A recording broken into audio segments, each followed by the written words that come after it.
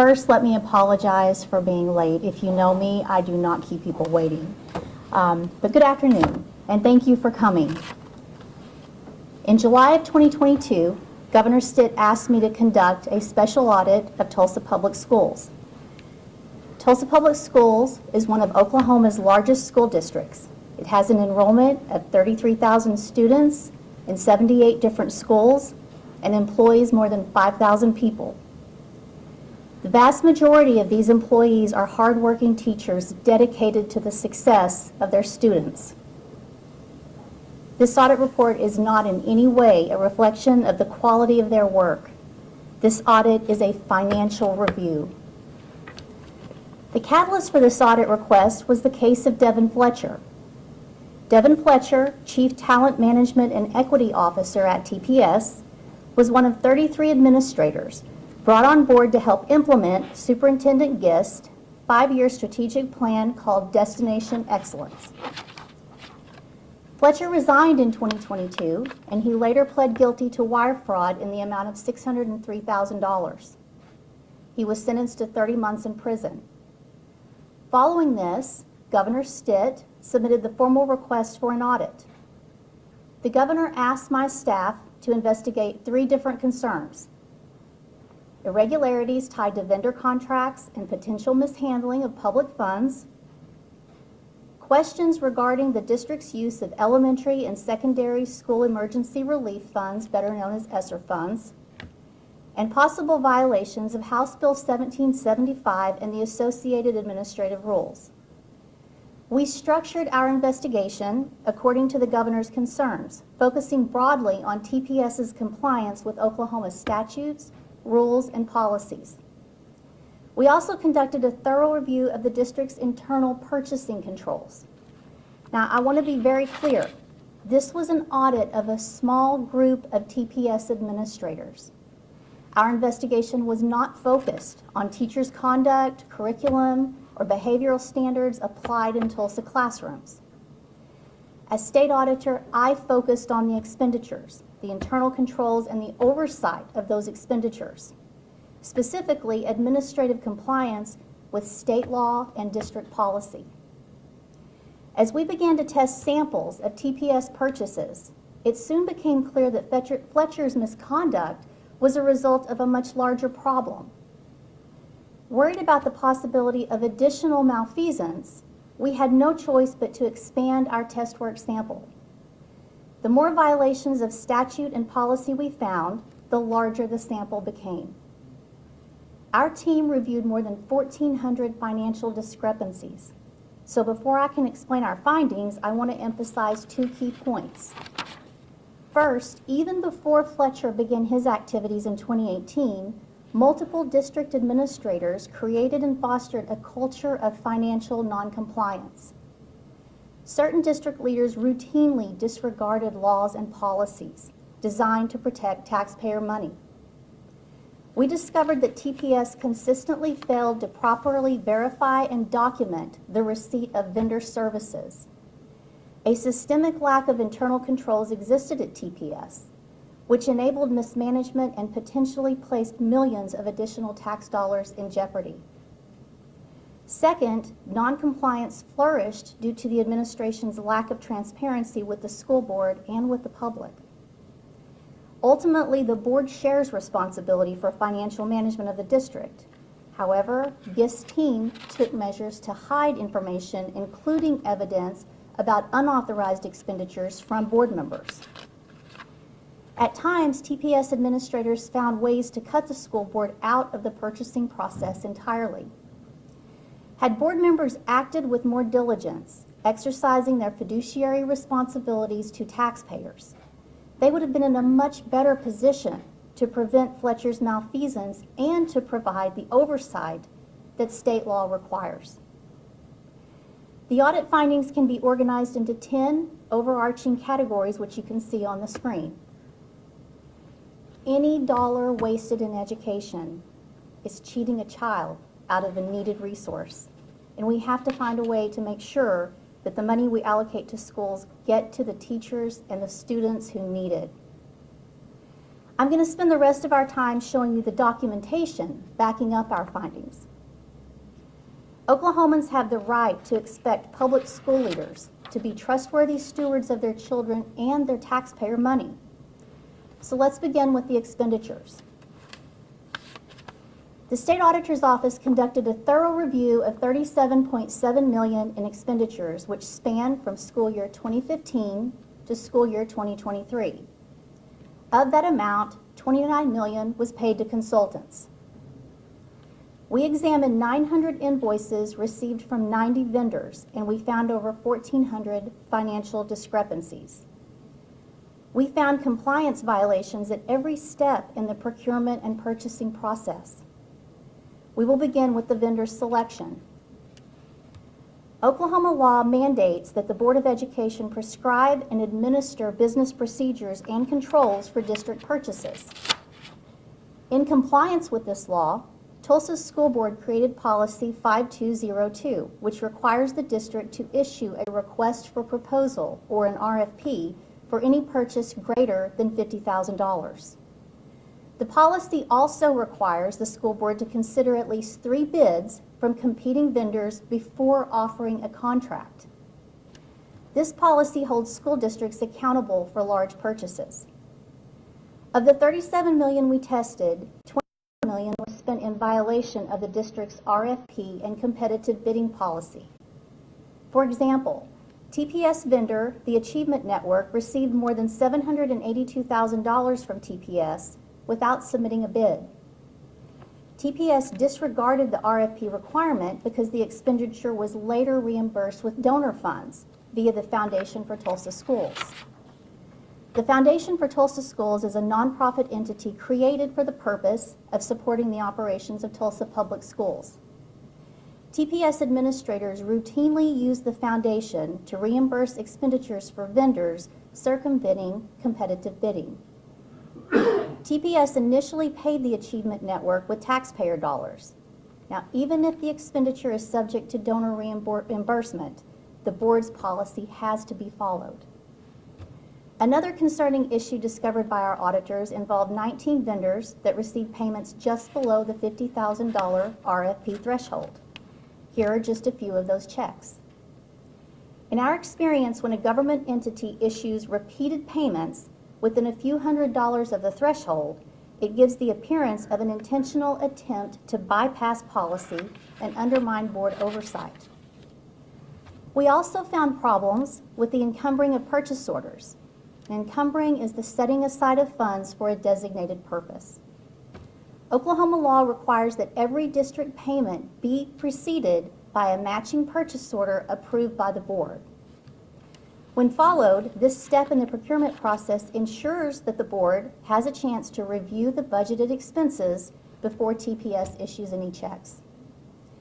Yet we found multiple examples of unencumbered funds and improper use of change orders totaling more than $860,000. For instance, an interior design consultant working for the TPS bond department received more than $421,000. Because the proper change order process was not followed, TPS paid this vendor an additional $243,000 without full transparency to the school board. Another example, TPS backdated financial records including purchase orders, as well as change orders to allow payments to a vendor owned by a former TPS employee. As you can see on the slides beside me, we found similar violations of state law with additional vendors. Now keep in mind, there was a system in place to notify TPS employees of irregularities between payments and purchase orders. As you can see, they must acknowledge that these payments appear to be a violation of state law. It is evident that top administrators understood that these payments were not allowable. This brings us to the final steps of the procurement process, invoicing and payment. Oklahoma law states that no payments can be made without an itemized invoice, as well as proof of receipt of goods or services. TPS's disregard for this statute was perhaps the most pervasive issue uncovered during our investigation. If administrators had demanded itemized invoices, it would have been more difficult for Fletcher to perpetrate his scheme against the district.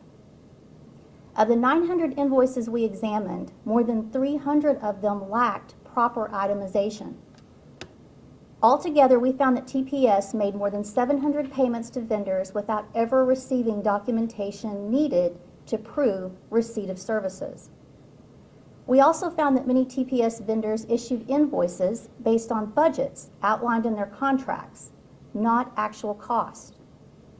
So let's look at some examples which will illustrate the issues that budget-based invoices pose to taxpayer dollars.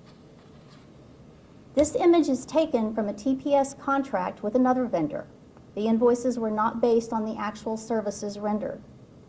Instead of describing the services or the vendor's work product, the invoices simply refer to the contract agreement as the justification for the amount billed. It is impossible for taxpayers to know what services were actually provided month to month. We simply can't determine whether this vendor fulfilled its obligations to the district. Another vendor, ERS, also submitted budget-based invoices. $520,000 was budgeted for redesigning the school improvement planning process. These invoices provide no information. There's no description of services and no proof of work product. Once again, the vendor simply relies upon the contract's budget to justify the amount billed. This is an inadequate description of the vendor's scope of work or intended work product. It's difficult to hold vendors accountable when contract language is vague. Unfortunately, this contract is not unique. Part of the problem is that many contracts were not properly reviewed. Another vendor was hired without following the RFP process. Their invoices were also budget-based and lacked the required supporting documentation for the amount billed. The same can be said for the vendor, West Ed, who received a total of $1.6 million. Another vendor, the New Teacher Project, was paid more than $8 million by TPS without supporting documentation for their invoices. Another vendor, the Leadership Consultancy, was also paid without itemized invoices. In fact, our auditors could not determine if any employees at TPS actually received services from the vendor. To satisfy our auditors' request for evidence validating the hundreds of thousands of dollars in payments to the vendors, the TPS Communications Director reached out to the Leadership Consultancy asking for documentation of past work. In response to the company's CEO provided a presentation explaining she had received over $848,000 to provide professional coaching to 79 district employees. That means she was paid $10,740 per employee. It is concerning that $848,000 could be paid to a vendor without any documentation of services on file with the district. TPS also advanced lump sum payments to certain vendors, including the consulting firm, Turnaround for Children. In this vendor's contract, the district agreed to pay 50% up front, that is within 30 days of the contract's date. Similarly, Columbia University's Center for Public Research and Leadership received $25,000 in upfront payments. Likewise, Candor Consulting received payments before it had rendered the services described on its invoices. We also believe that Devin Fletcher altered or issued fake invoices similar to those used in his scheme. For instance, a summer intern was hired in 2021. He was paid $13,000 for 5 weeks of employment, around 30 workdays. He was also providing housing, which cost $2,100 and was covered by the foundation. There is no evidence that the intern's work was utilized by the district. The intern's invoice was in the same format as the fake invoices associated with Fletcher's scheme. The same is true for a $20,000 invoice for a former TPS employee. There's no evidence that she provided any meaningful work to the district. Ultimately, the systemic lack of internal controls at TPS opened the door to misappropriation of funds. Fletcher pled guilty to wire fraud in October of 2023, totaling $603,000. Our audit discovered an additional amount of $221,503 of misappropriated funds. This total included $494,503 from TPS and another $303,000 from the foundation. The district's initial concerns were centered on one vendor, but we discovered that Fletcher had engaged in wrongful activities with at least 5 consultants. Snickelbox was a company owned by one of Fletcher's acquaintances, hired as a consultant by Fletcher. They attended a fellowship class at the Broad Center, a nonprofit operating out of the Yale School of Management. Through TPS and the foundation, Snickelbox was paid over $870,000, with $329,000 being misappropriated. Like many of the vendors we previously described, Snickelbox invoices were not itemized, and its consulting agreement lacked sufficient detail about the work product it was expected to deliver. The vague nature of Snickelbox invoices, statements of work, and contracts enabled Fletcher to manipulate them without detection. Snickelbox was placed on a monthly retainer, and its annual contract amounts grew steadily from $30,000 in 2018 to $300,000 in 2022. Fletcher was able to fraudulently inflate the amounts billed by Snickelbox, creating false invoices. At least 4 other TPS administrators approved these invoices or payments. Fletcher used these misappropriated funds to reward TPS employees, mostly members of his own talent management department. He dispersed $4,000 in gift cards to 22 employees. Similarly, Snickelbox directly paid $42,000 to 5 TPS employees. These gifts are not allowed under TPS policy 4409.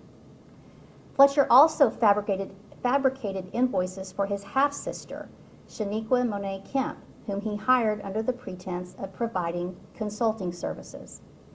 Kemp received $448,125. We found no evidence that she rendered services to the district. Kemp received more than $143,000 before anyone questioned her invoices.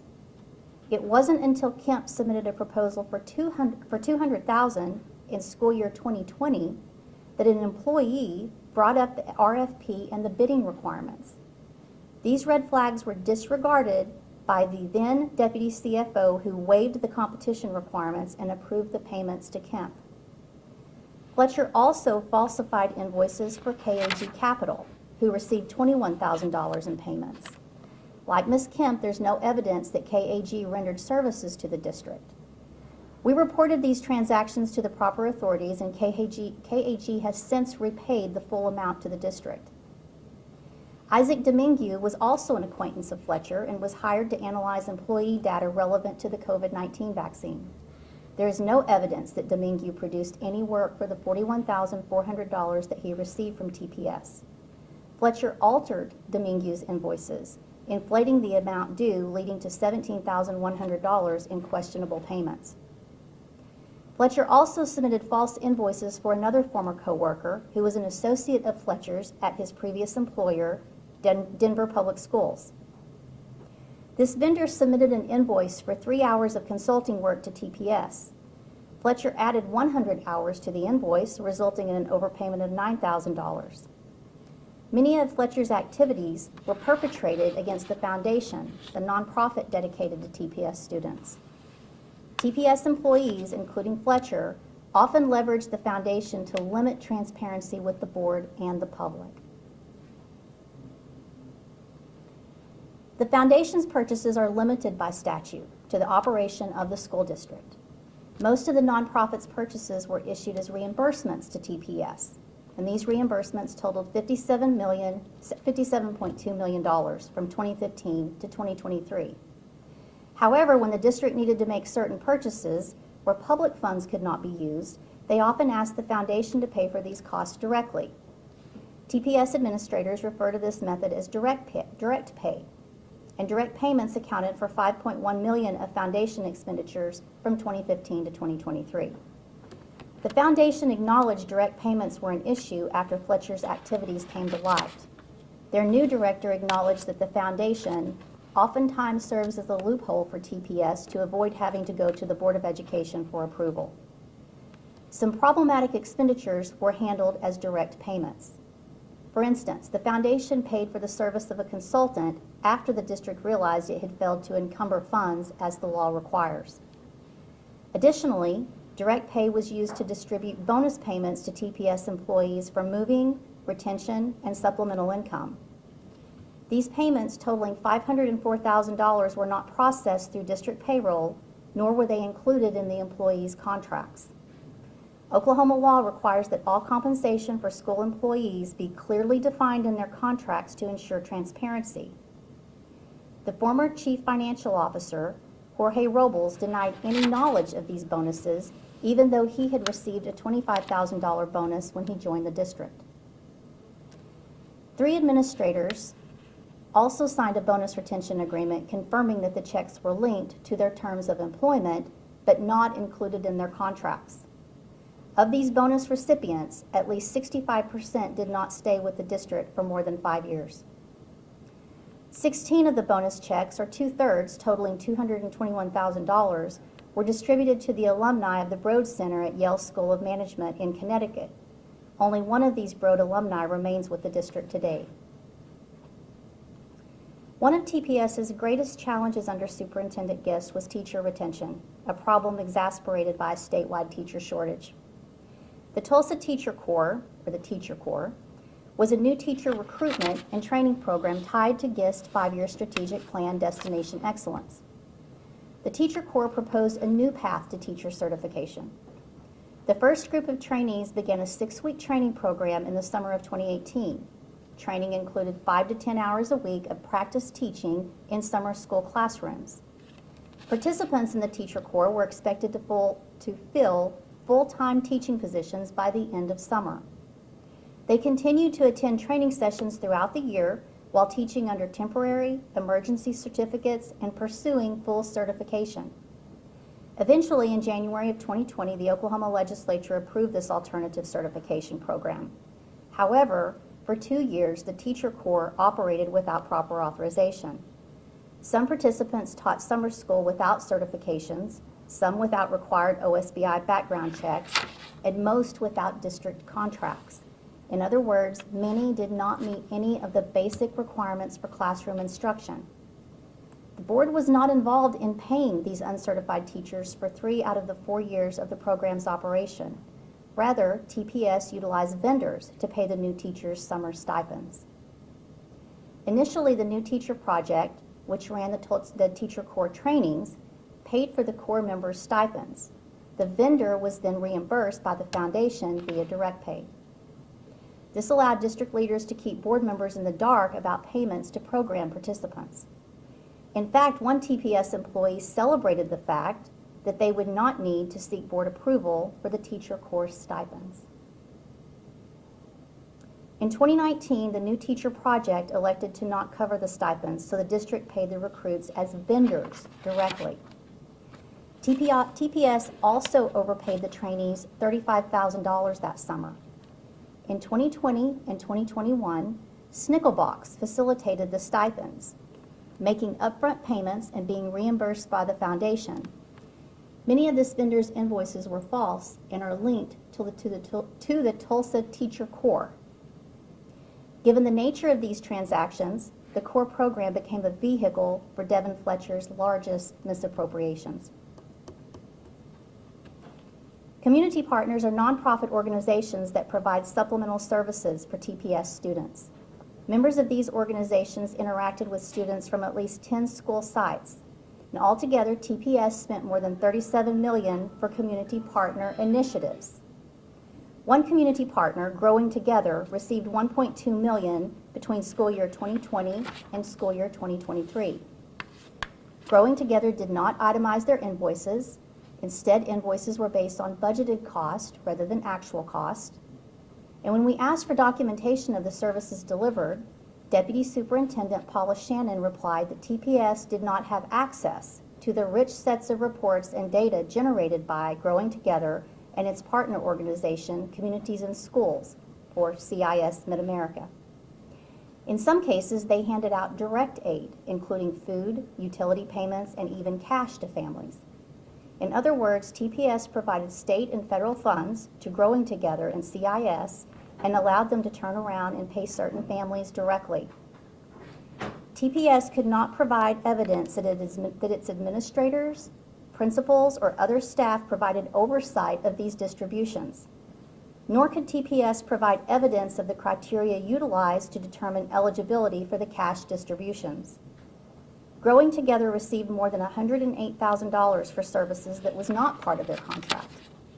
Specifically, Growing Together partnered with Tulsa Community Development to conduct district outreach among the Latino families. These outreach services were billed at a rate that varied from $20 to more than $106 per hour. Training, technology, and administrative fees were also attached to these invoices, though there was no supporting documentation to justify those expenditures. More than $42,000, or 40% of the amount billed for student outreach, went to administrative fees. Another community partner was the Opportunity Project.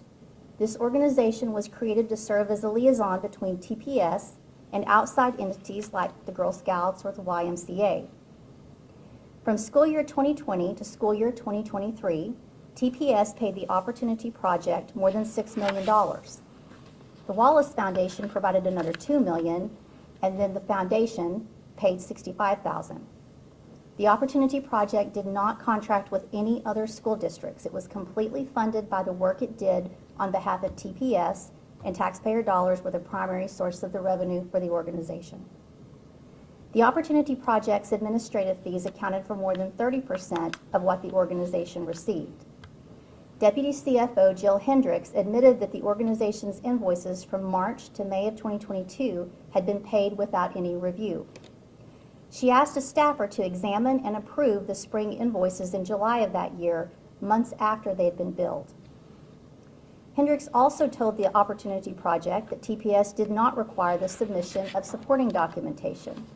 Opportunity Project's invoices were vague and allowed the nonprofit to overbill TPS by more than $96,000. One of the Opportunity Project's partnered vendors operated an after-school bike club. In school year 2022, the company donated $30,000 to fund stipends for teachers chaperoning the program. The vendor then billed the Opportunity Project for nearly half of their donation. The Opportunity Project then billed this amount to TPS. Since the district did not ask for any documentation to support the invoices, staff did not realize that they were paying back money supposedly donated to TPS. Ultimately, TPS submitted the Opportunity Project expenditures to the State Department of Education for reimbursement through the federal ESSER program, a federal COVID relief program. TPS received a total of $83 million in ESSER funding for school year 2020 to school year 2023. We found that TPS did utilize the federal funds in compliance with the stated purposes of the grants. However, the district's systemic lack of internal controls brought some of the federal grant money into question. TPS was improperly reimbursed $110,801 in ESSER funds by the State Department of Education for costs associated with the Opportunity Project. The invoices TPS submitted for reimbursement through ESSER did not detail the services rendered, resulting in questioned costs totaling $4.9 million.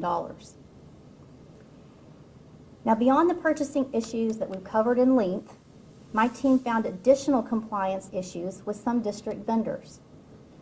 Board policies 4490 and 4409-2 restrict TPS employees from accepting or participating in travel paid for or provided by district vendors. We discovered that TPS, after purchasing $32.4 million of computer equipment from a vendor, received training credits of $227,020. These training credits were paid directly to TPS employees by the vendors for travel and related expenses. This appears to be a direct violation of TPS district policies. In addition, of the $227,000, $165,977 remains unaccounted for. The topic of vendor-paid travel brings us to another issue at TPS, conflicts of interest. Former board member Hania Rivera Wester, then Managing Director of Communities and Schools of Mid-America, voted to approve a $390,000 contract for Growing Together, which was partnered with her employer, CIS. Rivera Wester failed to disclose that her husband was the founder and executive director of Growing Together. This was a violation of Board Policy 1102. Another board policy, 4409, forbids a district employee from holding outside business interests that may interfere with their loyalty to TPS. Advanced approval for any outside employment is a district requirement. Two district employees, both executive administrators, operated businesses outside of their TPS employment.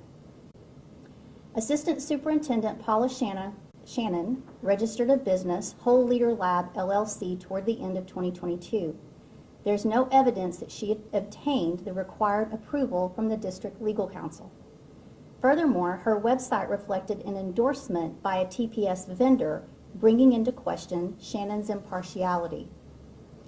We discovered that TPS Executive Director of Bond and Energy Management owned an architectural consulting business during the last 10 years of his employment at the district.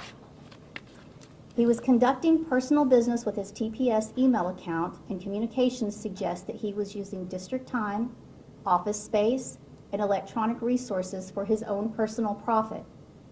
We also found that this company conducted business with a school vendor, an engineering firm. From 2015 to 2024, the engineering firm received more than $8.4 million from the district, $1.6 million of which was reimbursed to the district through federal ESSER funds. The bond director was one of 3 people tasked with awarding construction bids, including those granted to this engineering firm. In fact, as a committee member, the director helped rank the firm's bid that was ultimately awarded to them by the district. He also managed the budgets for the district's bond projects. The extent of the bond director's personal business with the firm is unknown, but in 2019, he received $319,024 from the engineering firm, and this was higher than his TPS salary, which was approximately $120,000. Furthermore, the bond director, the largest architectural projects worked on in recent years were all at TPS locations. These actions are a violation of district policy and may also constitute a violation of state law.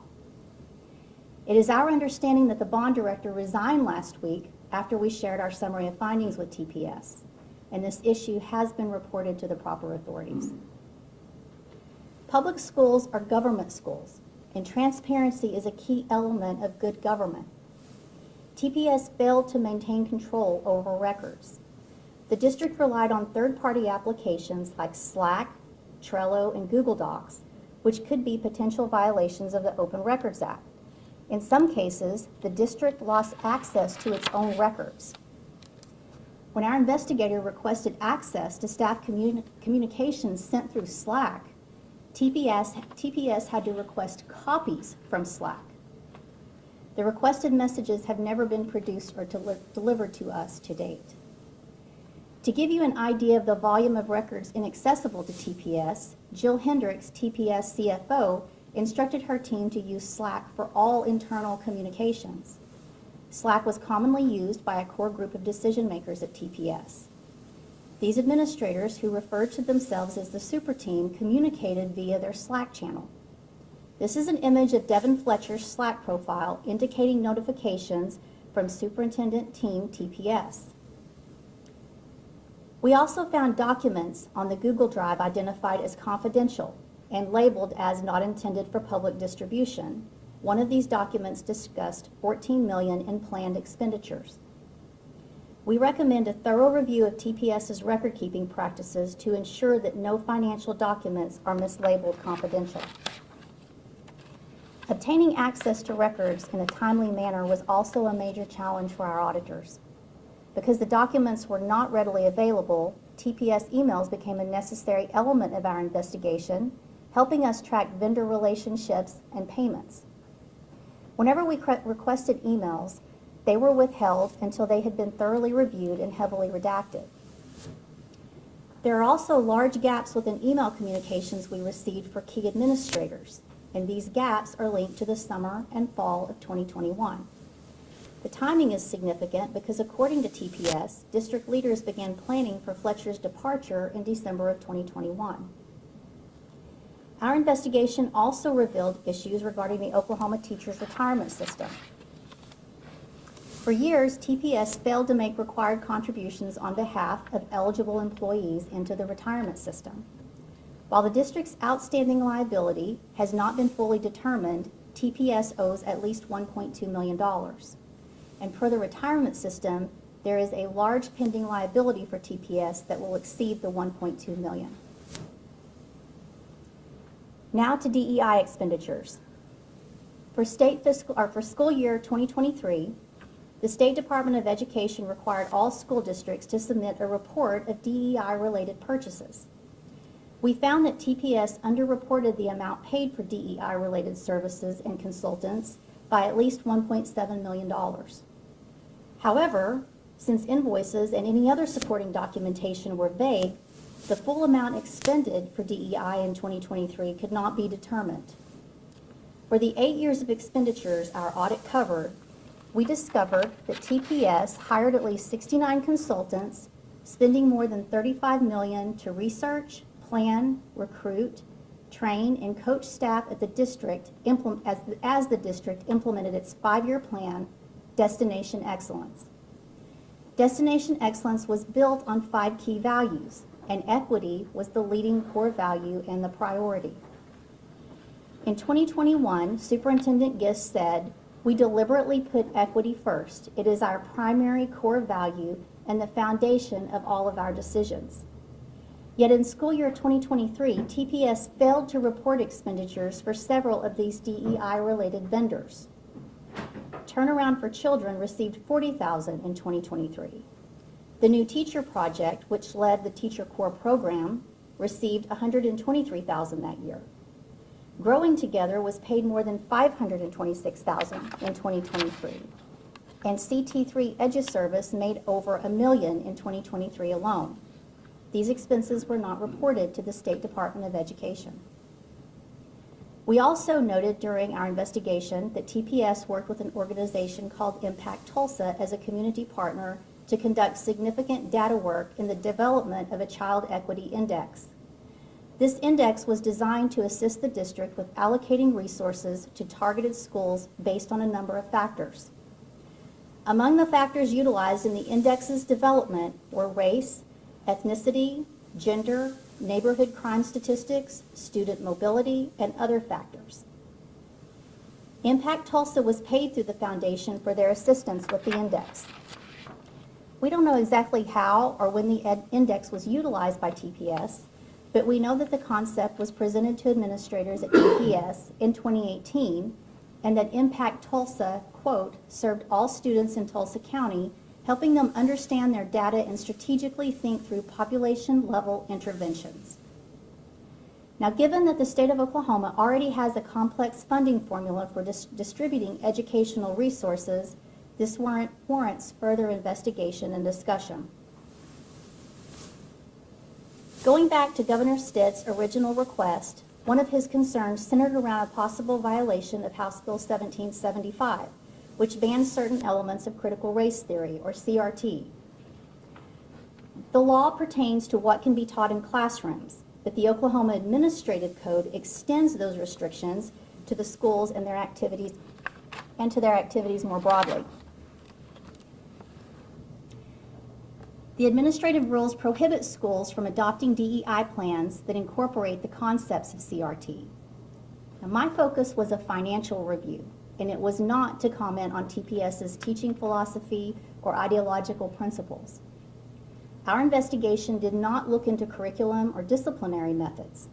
My job was to analyze district expenditures and to look for potential violations of state law related to spending. When House Bill 1775 became effective, the district represented that they did not need to change their lessons and/or approach in regards to CRT.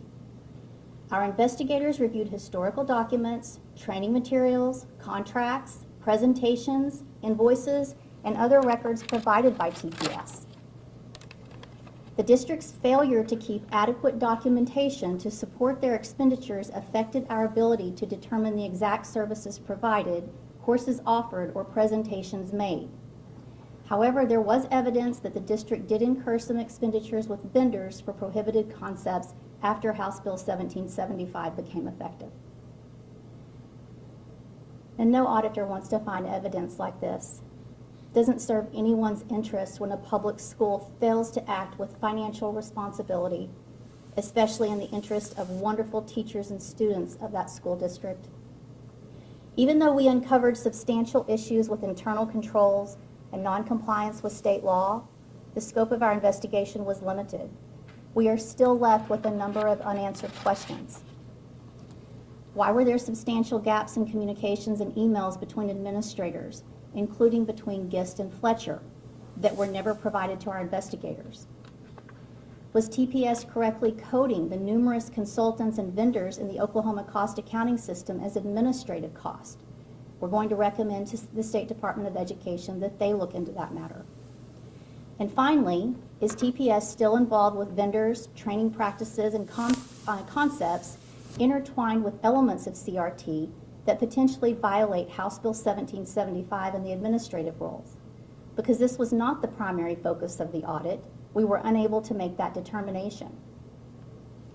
Now, all of these questions merit further investigation by the appropriate agencies, but there's reason for hope. Our findings identified key areas where reform is necessary and can be implemented immediately. We are hopeful that the current administration has already taken some steps to address the issues that we've talked about here today. The administration needs to actively work to improve internal controls and strengthen oversight and transparency. These efforts would demonstrate a genuine commitment to resolve the systemic issues that we uncovered at TPS. For my part, I extend an open hand to Superintendent Dr. Johnson and the Tulsa board members. I'm committed to helping them reestablish sound financial practices that will protect our students and the taxpayers. Moving forward, there is no reason why TPS cannot rebuild and foster a culture of responsibility and trust. And it's my sincere hope that they can begin to do so immediately. Thank you all for coming today. Again, my apologies for being a little late. At this time, I'd be happy to take questions. What umbrella, let's say, is the most glaring part of this? The most glaring part is the lack of financial accountability. We spend a lot of money on education. I think in the budget it's around 50%, give or take a little, and legislators want to continue to fund our public education. I think it's important that school districts are transparent and that they put in sound financial practices to assure the taxpayers that they're taking care of the money. Are you recommending any charges be pressed or the AG's office? I am just a reporting agency. We are turning our findings. We've already turned a couple over to the Attorney General's office, but I think there are some issues in here that the Attorney General's office should look into. We'll be having those discussions. During this investigation, did you all ever try and reach out to former Superintendent Dr. Deborah Gitt? Was she helpful in any kind of way? I don't think any of these issues would have risen to the level of reaching out to Superintendent Gist. I think that the Chief Financial Officer is the one who would be responsible for answering all of these financial issues. Has this led to any more investigations that you guys are concerned about? Can you be more specific as far as investigations at TPS? Yeah, at TPS. I've listed my questions that other authorities need to continue with and go forward, but we're done. We're finished. When it comes to the issues of transparency here and those applications, you mentioned that the district was using that made gathering information a little bit more difficult. Do you know if they're still using those tools? Have they kind of steered away from using them at this point? Our scope of the audit ended with school year 23, and you would have to direct that question to them. Last press conference, we talked about that state statute, about the discussion between the auditor and the school board and the superintendent. Did that happen, and if so, what came out of it? Well, there was a lot of confusion regarding that last press conference. It should be noted that almost every one of these findings those issues had been discussed with Superintendent Johnson and the board's legal counsel probably 9 months ago. There were 2 surprises. One of them was the director of bond, that issue that we found there, but all of these issues had been communicated, which is probably why Superintendent Johnson has tried to let people know that she's cleaned things up. We've communicated that to her. For clarification, were the critical race theory issues, were those communicated 9 months ago as well? I would have to check. I know that we had a lot of questions, and keep in mind that whenever we don't do this audit in a bubble, we are constantly communicating with individuals at TPS asking for more information. So it certainly couldn't have come as a surprise. Do you have concerns outside of just TPS's relationship with their foundation and other school districts and their relationship with their foundations? I think that having a foundation to supplement public education is a wonderful thing, and I would never want to see that relationship harmed. Again, we just need to see what did we spend money on and make sure that we're doing things in a transparent manner. You know, not only at Tulsa Public School District, but also in my audits that I've put out recently at the state level. We're not seeing true competitive bidding that taxpayers once thought they were getting, and we've got to get back to those sound financial practices. But back to the rest of your question about the relationships. You know, if we had an RFP process in place, there would be no question about these relationships because we would know that we were getting the best price and the best product, and it would be transparent about what services or goods were being delivered to the school. So I would think, I'm not going to hammer on relationships, those can be a great thing. We just need to know what we're paying for and that we're paying a fair price. Whenever you were presenting on diversity, equity, and inclusion initiatives, I believe there was mention of 8 years back, this amount was spent. Obviously, the administrative rules dealing with DEI are, I believe, only 8 years old. That is correct. HB 1775 only passed in 2021. Is TPS getting retroactively things or things that were not illegal at the time? No, and if you read the audit report, that's a really good question. If you read the audit report, the vague contracts were the main issue that we went back 8 years to look at because with no clear defined deliverables, we had to look to see, was this part of Fletcher's scheme as well? Were there any true issues here? But that's something that we noticed. You know, it's a matter of consulting contracts and payments with no idea what the district's getting. So. You mentioned the $83 million from ESSER. Got a couple questions about that. First of all, did you say that was in just school year 2023 they received that funding? Let me go back and look at that. I don't believe it was just one school year, no. Okay. I think that was multiple school years. They received $83 million in ESSER funding for school year 2020 through 2023. Okay. And So 4 years. that seems like a big number, $20 million a year. Have you looked at any other cases that are comparable or know of any other?